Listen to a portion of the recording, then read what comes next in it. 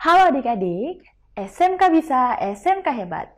Senang berjumpa dengan kalian. Salam kenal dari saya, Kalisa, teman belajar kalian menuju zona hebat.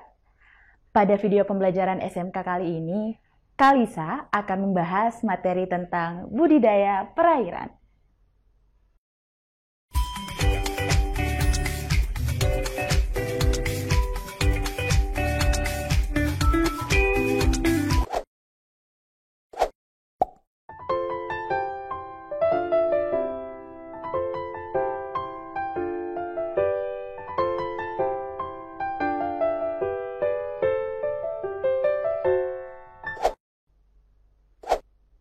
Adik-adik hebat, pernahkah kalian menemani orang tuamu berkunjung ke pasar ikan? Bila iya, tahukah kalian bahwa ikan atau biota lain yang dijual pedagang tidak semua berasal dari hasil tangkapan di alam bebas, seperti di laut, sungai, danau, atau waduk. Namun, ada juga ikan atau biota lain yang merupakan hasil kegiatan budidaya perairan. Ingin tahu apa itu budidaya perairan, apa saja jenisnya, dan bagaimana potensi pengembangannya? Mari simak penjelasan berikut ini. Budidaya perairan merupakan kegiatan atau aktivitas untuk memproduksi biota atau organisme akuatik di lingkungan terkontrol dalam rangka mendapatkan keuntungan. Dalam kegiatan budidaya, dibutuhkan upaya-upaya pemeliharaan untuk meningkatkan produktivitas melalui kegiatan memperbanyak atau reproduksi, menumbuhkan atau growth, serta meningkatkan mutu atau kualitas biota atau organisme akuatik yang dipelihara. Adik-adik hebat, berdasarkan habitat, budidaya perairan atau aquaculture dibagi menjadi 3 kelompok, yaitu budidaya air laut, budidaya air tawar, dan budidaya air payau. Budidaya air laut, contohnya budidaya ikan kerapu menggunakan karamba jaring apung atau budidaya rumput laut.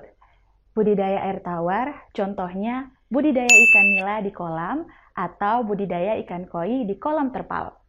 Budidaya air payau, contohnya budidaya ikan bandeng di tambak atau budidaya kepiting bakau di muara. Selain berdasarkan habitat, budidaya perairan dapat dibagi pula berdasarkan daur hidup organisme, ragam spesies, ragam jenis kelamin, kondisi media, ragam wadah, tingkat intensifikasi, kombinasi dengan kelompok hewan lain, dan berdasarkan jenis komoditas. Adik-adik hebat, budidaya perairan berdasarkan daur hidup organisme terdiri dari budidaya yang fokus pada kegiatan pembenihan dan yang fokus pada kegiatan pembesaran.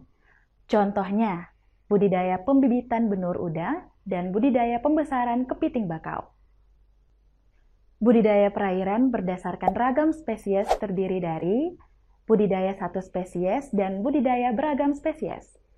Contohnya, budidaya khusus ikan lele dan budidaya ikan nila bersama ikan gurame.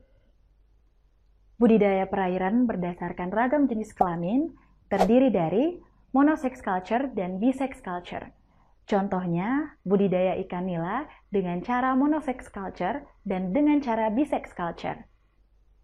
Budidaya perairan berdasarkan kondisi media terdiri dari budidaya air di air tenang dan budidaya air deras. Contohnya, budidaya ikan nila di kolam dan budidaya ikan nila menggunakan karamba jaring apung di sungai. Budidaya perairan berdasarkan ragam wadah sangat banyak jenisnya. Pertama, budidaya dibedakan berdasarkan tempat pemeliharaannya. Contohnya, karamba, kolam tanah, kolam terpal, akuarium, kurungan, dan sebagainya. Budidaya perairan berdasarkan tingkat intensifikasi terdiri dari budidaya ekstensif, budidaya semi-intensif, dan budidaya intensif. Budidaya ekstensif dilakukan dengan cara tradisional. Dibiarkan hidup begitu saja tanpa ada perlakuan tambahan, baik untuk ketersediaan pakan organisme akuatik. Budidaya semi-intensif sedikit lebih baik, karena telah ada upaya untuk meningkatkan pakan alami dengan perlakuan-perlakuan tertentu.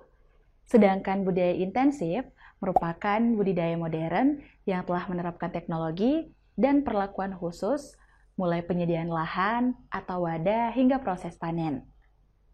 Budidaya perairan berdasarkan kombinasi dengan kelompok hewan lain sangat banyak contohnya.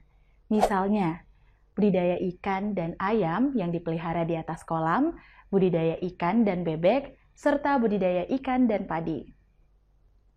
Budidaya perairan berdasarkan jenis komoditas terdiri dari budidaya ikan, budidaya udang-udangan, budidaya moluska, budidaya teripang, budidaya penyu, budidaya pakan alami, dan masih banyak lagi komoditas lainnya.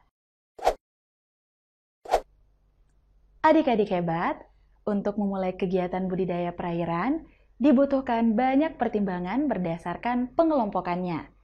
Namun, salah satu pertimbangan penting dalam memilih jenis budidaya perairan yaitu seberapa besar nilai ekonomis organisme berdasarkan efektivitas dan efisiensi modal yang harus dikeluarkan.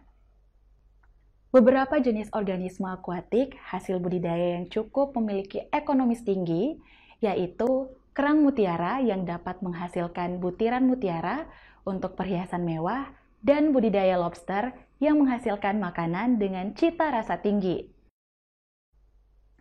Adik-adik hebat, demikian informasi yang dapat kakak sampaikan tentang budidaya perairan. Sekarang, coba adik-adik cermati ikan yang biasa kamu konsumsi di rumah. Kira-kira ikan tersebut berasal dari alam liar atau dari proses budidaya perairan? Coba cari informasi dan jawabannya melalui berbagai sumber. Informasi dan jawaban yang adik-adik dapatkan, silakan dituangkan dalam kolom komentar ya. Terima kasih telah menyimak informasi yang kakak sampaikan. Sampai jumpa pada video berikutnya. Salam SMK Bisa, SMK Hebat.